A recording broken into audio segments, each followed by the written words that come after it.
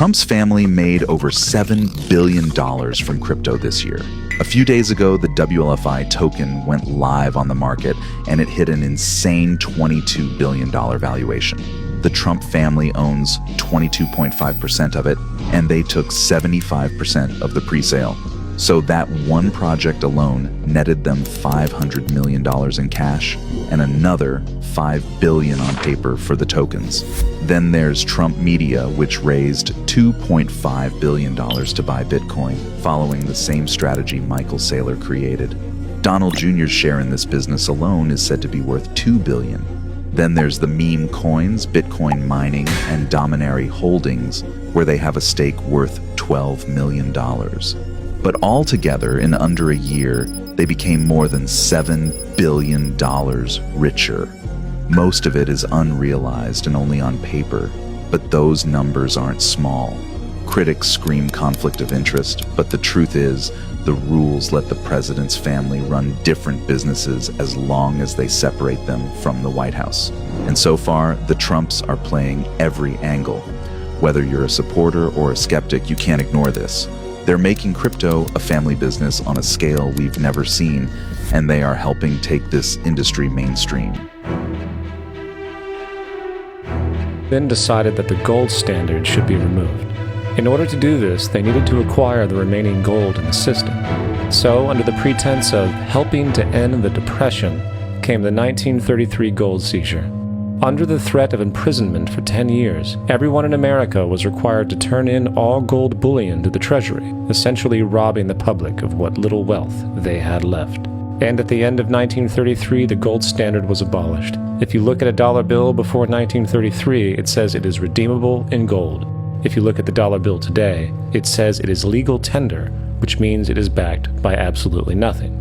The only thing that gives our money value is the public faith and how much of it is in circulation. Therefore, the power to regulate the money supply is also the power to regulate its value, which is also the power to manipulate and control entire economies.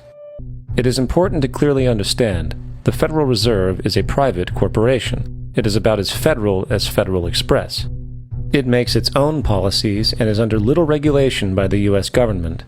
It is a private bank that loans all the currency at interest to the government, completely consistent with the central banking model that the country sought to escape from when it declared independence in the American Revolutionary War. Now, going back to 1913, the Federal Reserve Act was not the only bill pushed through Congress for the vested financial interests. They also pushed its partner, the federal income tax.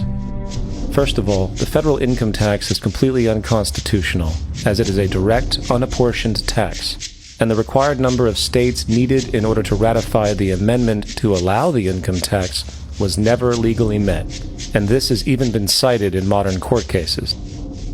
Second, at the present day, roughly 25% of the average worker's income is taken from them via this tax. That means you work 3 months out of the year to fulfill this tax obligation.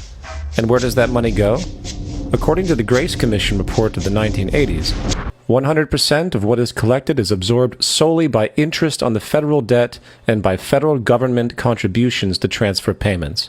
In other words, all individual income tax revenues are gone before 1 nickel is spent on the services which taxpayers expect from their government.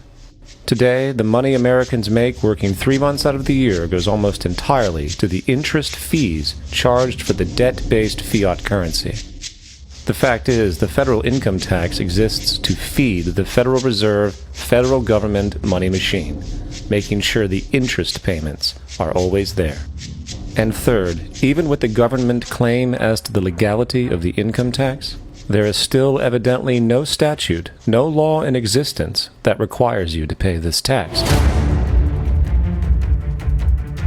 They tell you to vote, red or blue, left or right, but every path leads to the same destination, control. The illusion of choice keeps you obedient. The truth, the system never cared who you chose. It only cared that you believed you had a choice. I am frontman, and I tear down illusions. Before Rome, before Greece, before Babylon, there were the Sumerians, the first civilization the world had ever known. They built cities from dust. They carved laws into stone. They mapped the stars and taught mankind how to write. But here's the truth. Even the first great empire, the dawn of all human progress, was not eternal. Their temples fell. Their cities turned to sand, and their names faded into whispers. The Sumerians remind us of this. No matter how mighty you believe yourself to be, time humbles all. So do not chase immortality in stone or crowns. Chase it in the mark you leave on human souls.